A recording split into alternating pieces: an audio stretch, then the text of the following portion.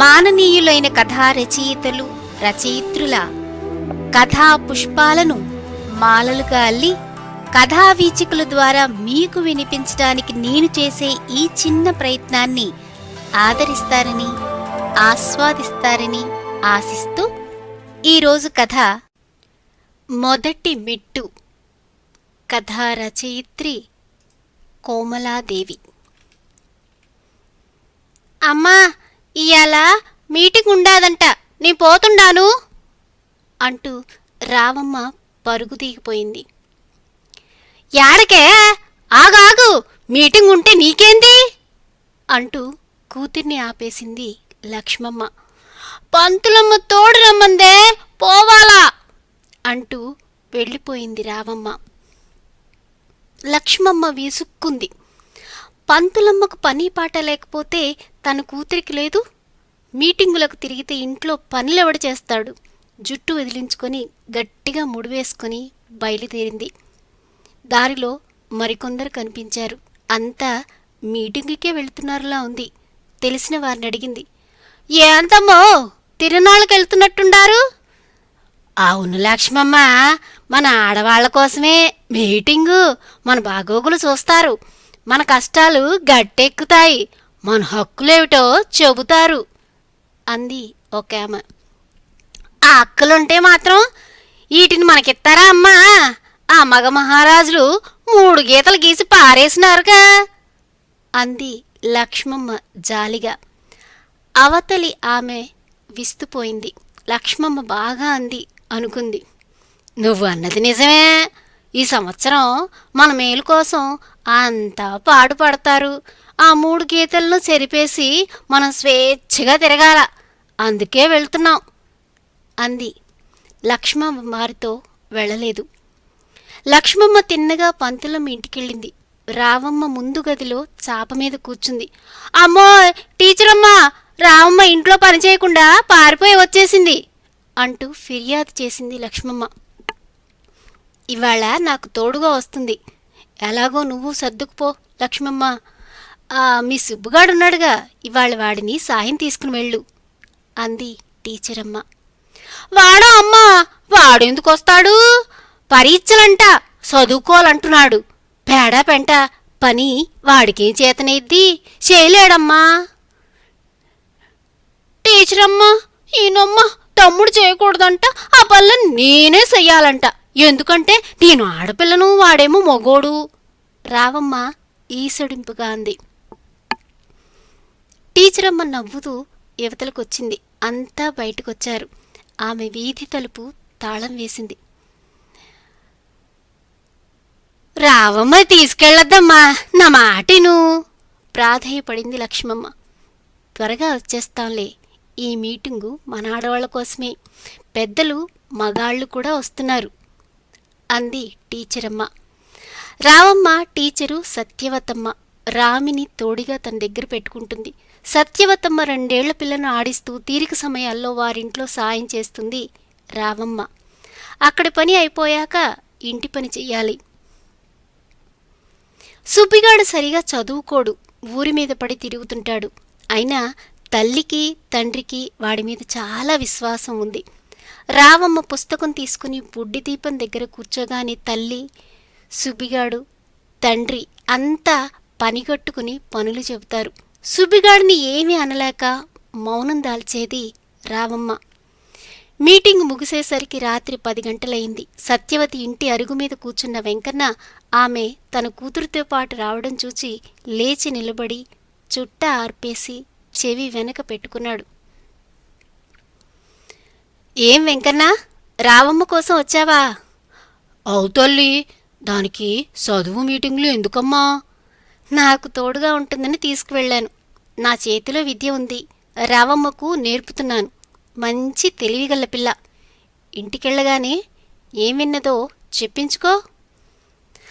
నమస్కారం చేసి తండ్రి వెంట వెళుతున్న రావమ్మ కేసి ప్రేమతో చూచి లోపలికి వెళ్ళింది సత్యవతి. కూతురికి రొట్టెలు పెట్టి గోడ కానుకుని కూర్చుంది లక్ష్మమ్మ. తనొక సిలవరు గిన్నె ముందుంచుకుంది. అయ్యా, మీటింగ్లో ఏం చెప్పిండ్రో చెప్తున్నా? రొట్టె విరుస్తూ ఆత్రంగా అడిగింది రావమ్మ. తెలుసులే, అది చేద్దాం ఇది చేద్దాం, లేకుంటే ఇది చేయండి అది చెయ్యండి. మీరు మంచి గుండాలే, కష్టపడి పనిచెయ్యాలే. గవర్నమెంట్ వాళ్ళు అవేవో ఇస్తారు, దీపాలు పెట్టిస్తాం, బావి తెవ్విస్తాం అంటారు. అవన్నీ విని విని చెవులు పూడిపోయినాయి. నోటి నుండే రొట్టె పెట్టేసుకున్నాడు వెంకన్న. అదేం కాదు అంటూ చెప్పబోయింది రావమ్మ. ముందు తినా, అది కాకపోతే అట్టాంటివే మరికొన్ని మా అత్త మాటలు.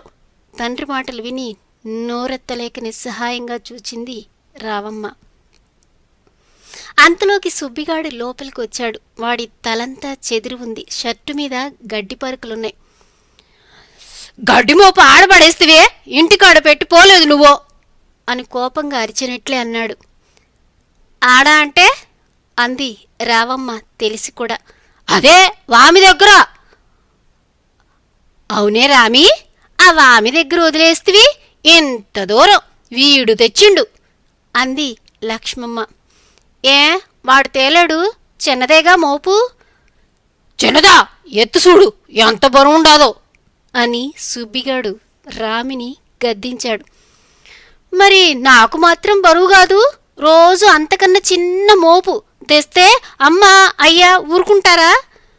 రోజు నే మోయటంలా. నీకో అలవాటైంది, అది నీ పనయ్యే.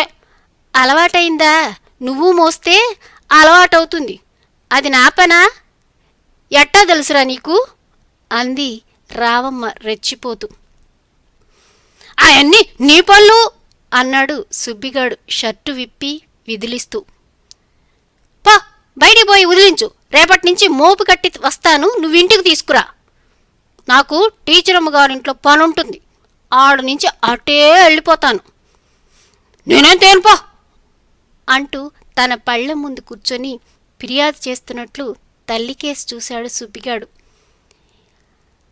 చిన్న సన్నాసి, వాడెట్ట తెత్తాడే రావుడు కూతుర్ని అడిగింది లక్ష్మమ్మ. చిన్న, నాకన్నా 2 ఏళ్ళు చిన్న. అయితే ఏ, నాకంటే ఏపుగా పెరిగినాడు, గిద్దెడు పాలు తాగటం లేదు. పర్లేదు తెస్తాళ్లే. ఏనాడు పేచీలు పెట్టని రావమ్మ ఇలా నిష్కర్షగా చెబుతుంటే వెంకన్నకు ఆశ్చర్యం వేసింది. కూతురు వైపు చూచాడు. బుద్ధిగా కూర్చొని ఎంతో ముచ్చటగా తింటోంది. కొడుక్కేసి చూచాడు. అంతా తన తండ్రి పోలికలే. హడావుడిగా ఆవురావురుమంటూ తింటున్నాడు. నోటి నిండా రొట్టె పెట్టుకుని తండ్రికేసి తిరిగి, ఆయా దానికి నువ్వు చెప్పు అన్నాడు. రే, అది గిది అంటే చెంపలు పగల కొడతాను.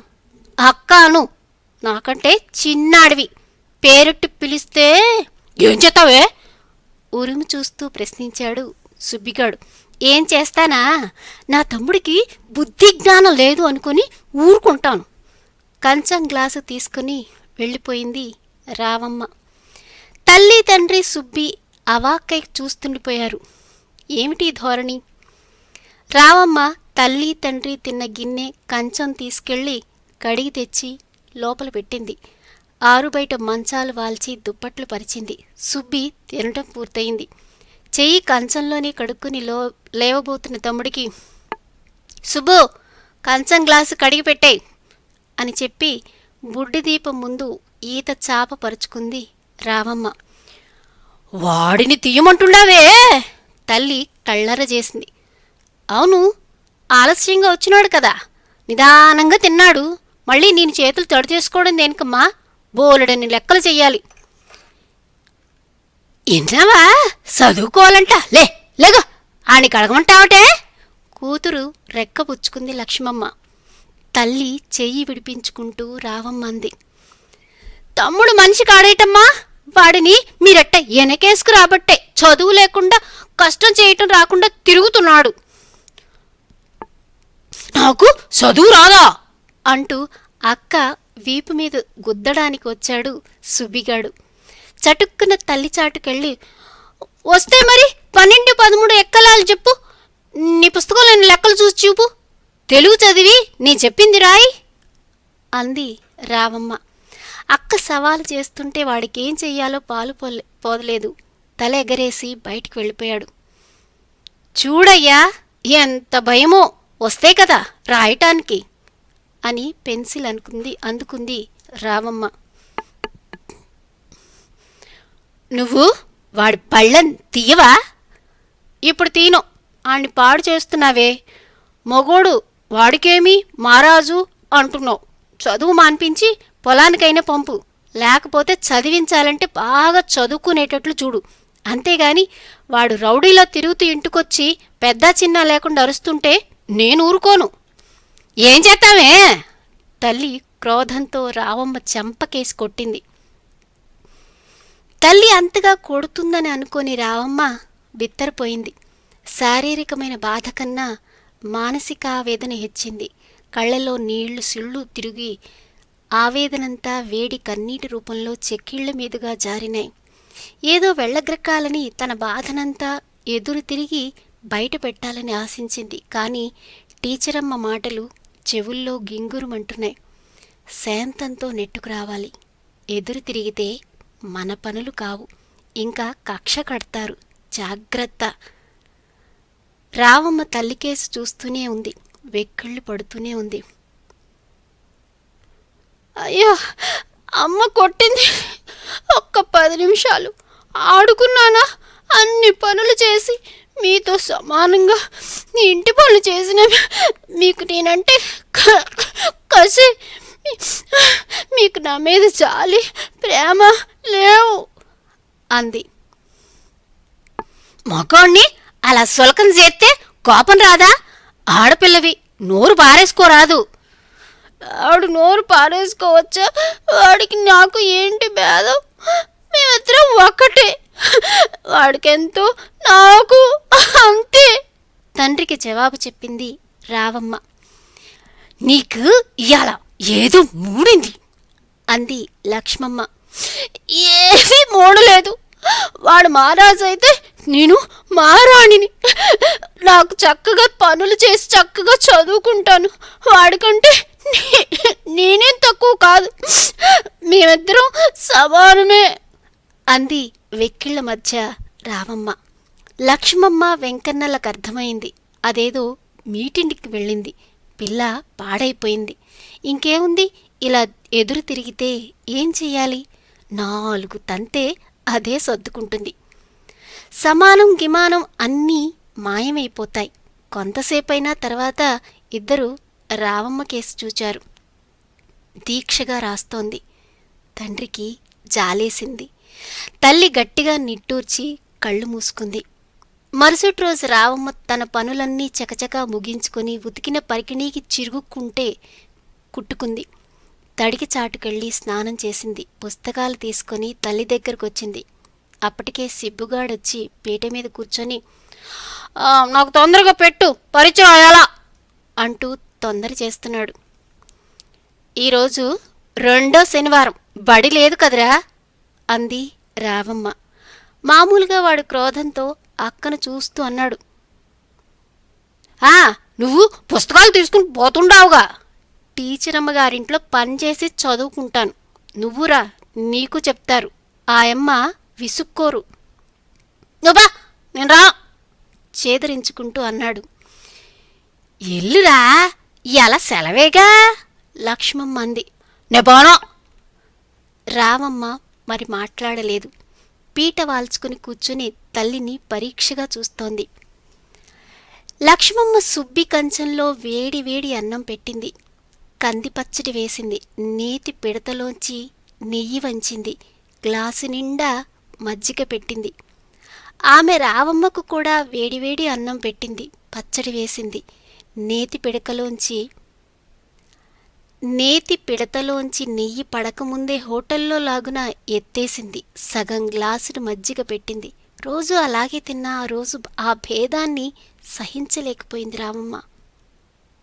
అమ్మా, నెయ్యి అని నోరు తెరచి అడిగింది. లక్ష్మమ్మ పిడత వంచింది. కానీ 4 చుక్కలు పడకముందే ఎత్తేసింది. అమ్మకు ఎంత భేదం! రావమ్మ చిన్నారి హృదయం తల్లడిల్లిపోయింది. ముందరే తెలుసు తల్లి తనను వేరుగా చూస్తోందని. కాను అప్పుడనుకునేది అంతకు తప్ప తాను ఏమీ ఆశించకూడదని. తిండి దగ్గర, గుడ్డల దగ్గర, సరదాల దగ్గర త్యాగం చేసి తండ్రికి తమ్ముడికి సరిగా ఉంటే చాలనుకునేది.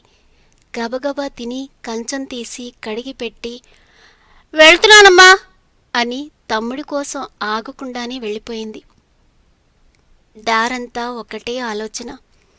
తనకు నెయ్యి ఎక్కువగా వేసుకోవాలని ఉండదు, గ్లాసు నిండా మజ్జిగ త్రాగాలని లేదు, తమ్ముడు తిన్నంత అన్నమూ తినలేదు, తినాలన్న ఆశ కూడా లేదు, తల్లి వడ్డించినా తినలేదు. కాని వాళ్ళకెందుకింత పక్షవాతం, వాళ్ళకెందుకింత పక్షపాతం? తనను తక్కువగా చూడటం దీనికి? అన్ని పనులు తనకు పురమాయిస్తారు. ఎంత చేసినా తృప్తి లేదు. సుబ్బిగాడు ఊరంతా తిరిగి వెధవాటలు ఆడి జల్సాగా తిరిగి బడికెళ్లకుండా వచ్చినా ఏమీ అనరు. వాడు మగ మహారాజుట. మరి తను పేద ఆడదా? రావమ్మ సత్యవతి ఇంటికి వెళ్ళి గదులన్నీ ఊడ్చింది. గిన్నెలు కడిగాక వరండాలో చాప వేసుకుని కూర్చుంది. ఏం రావమ్మ అలా ఉన్నావే? సత్యవతి అడిగింది. రావమ్మ ఆమెకి రాత్రి జరిగినదంతా వివరించింది. తల్లి కొట్టినట్లు చెబుతుంటే దుఃఖం ముంచుకొచ్చింది.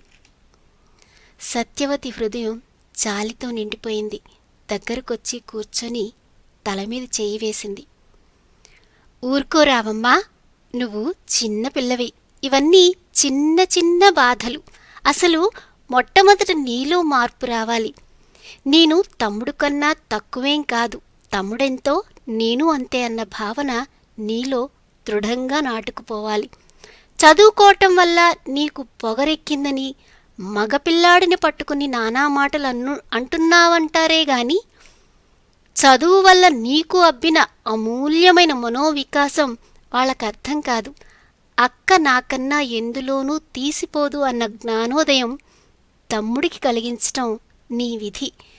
కంచం కడగటం, మోపు తేవడంలో నీ విలువ తగ్గదు. ఆ పనులు నేను చేయవచ్చు అన్న భావన వాడికి కలిగించాలి. ఏడ్చి బాధపడకు. మీ అమ్మ నిన్ను కొట్టకుండా చూసుకో. ఓర్పుతో చాకచక్యంతో నీ స్థానం ఏమిటో మీ వాళ్లకు తెలియజేయాలి. ఇక కళ్ళు తుడుచుకొని రాత్రి చేసిన లెక్కల్ని చూపించు అంది. రావమ్మ గబగబా కళ్ళు తుడుచుకొని నోటు పుస్తకం టీచర్కి అందించింది. ఆ సాయంత్రం రావమ్మ హుషారుగా ఇంటికొచ్చింది. సుబ్బిగాడు గుమ్మంలోనే ఎదురయ్యాడు. మోపు తేవాలేమో తప్పించుకోవాలని చూశాడు. సుబ్బు, ఇది తిను, టీచరమ్మ ఇచ్చారు, నీకు కూడా ఇదంటే ఇష్టమని తెచ్చాను అంటూ ఆకు పొట్లాన్ని అందించింది. వాడు ఆత్రంగా అందుకొని తెరచి చూశాడు. 2 బొబ్బట్లున్నాయి అందులో. ఆ పొట్లం రావమ్మ విప్పినట్లు లేదు. నువ్వు తెల్లా? లేదు, ఇక్కడ కూర్చో తిందాం, చిన్న ముక్క అమ్మకిద్దాం అంటూ మంచం మీద కూర్చుంది రావమ్మ. టీచరమ్మ బాగా చేసిందే అంటూ గబగబా తిన్నాడు సుబ్బిగాడు. చేతులు కడుక్కొని రా పోదాం, టీచరమ్మ దగ్గరికి మరి పోనక్కర్లేదు, మోపు తెచ్చుకుందాం, నాతో రా, నువ్వు మొయ్యొద్దులే అంటూ త్రాళ్ళు తీసుకుంది. సుబ్బు మారు పలక్కుండా అక్క వెంట వెళ్ళాడు. రావమ్మ తమ్ముడికి ఏమేమో కబుర్లు చెబుతోంది. అక్క మీద కసి ఎలా తీర్చుకోవాలో అని అంతసేపు ఆలోచించిన సుబ్బు అదంతా మర్చిపోయాడు. అక్కలోని మార్పుకు ఆశ్చర్యపోతున్నాడు. అక్కకు తనంటే ఎంత ప్రేమ! టీచరమ్మ ఏది ఇచ్చినా తనకు తెస్తుంది. తను ఒక్కనాడు ఒక్క వేరుశనగ పప్పు గాని ఒక్క సీమ చింతకాయ గాని ఇచ్చేరుగుడే. ఏదో ముచ్చట్లాడుకుంటూ వామిని సమీపించారు. రావమ్మ ఆ రోజు కావాలని పెద్ద మోపు కట్టింది. తలమీద కుదురు సర్దుకొని ఎత్తురా అంది తమ్ముడితో. బరువే, ఇంత పెద్దది కట్టావే? మరి చాలొద్దు, అమ్మ కోప్పడుతుంది తమ్ముడికి జవాబు చెప్పింది రావమ్మ. సుబ్బు ఆ మోపు కేసు చూస్తూ కొంతసేపు నుంచున్నాడు. అప్పా 2 చెయ్యి, నేనొకటి తెత్తాను అన్నాడు. అవును రోయ్, మంచి ఉపాయమే చెప్పావు. నీది చిన్నది కడతాలే అంటూ చిన్న మోపు కట్టింది. ఇద్దరూ చెరొక మోపు మోసుకొస్తున్నారు. రావమ్మ మనసెంతో తేలికగా ఉంది. మెల్లిగా అంది, రాత్రి నా దగ్గర కూర్చొని చదువుకో సుబ్బూ, ఎక్కడికో పోయి చదువుకొస్తానంటావు. అదంతా ఒట్టిదేనని నాకు తెలుసు. చక్కగా చదువుకుంటే ఎంత బావుంటుంది. సుబ్బు మాట్లాడలేదు. ఇద్దరూ ఇంటిదారి పట్టారు. వాడినెత్తిన మోపెట్టావు అనుకుండానే అంటూ క్రోధంతో ముందుకొస్తున్న తల్లి ఎదురుగా మోపు పడేసి, పెద్ద మోపని సగం నేను తెచ్చాను అన్నాడు సుబ్బిగాడు. ఏనాడు చిటికిన వేలైనా కదపని తన కొడుకు నోట ఆ మాట రాగానే అవాక్కై నుంచుంది లక్ష్మమ్మ. ఆడబడే అంటూ లోపలికెళ్ళిపోయింది. రావమ్మ హాయిగా ఊపిరి పీల్చింది. ఇంట్లోకి మెట్లెక్కుతూ ఇది మొదటి మెట్టు అనుకుని ఉత్సాహంగా తల్లికి సహాయం చేయడానికి వెళ్ళిపోయింది. ఆగండి ఆగండి, కథలో నుండి బయటికి వచ్చే ముందు ఒక్క చిన్న మాట. ఇంకా బోలెడన్ని కథలు వినాలంటే సభ్యత్వం తీసుకోండి, మర్చిపోరు కదూ.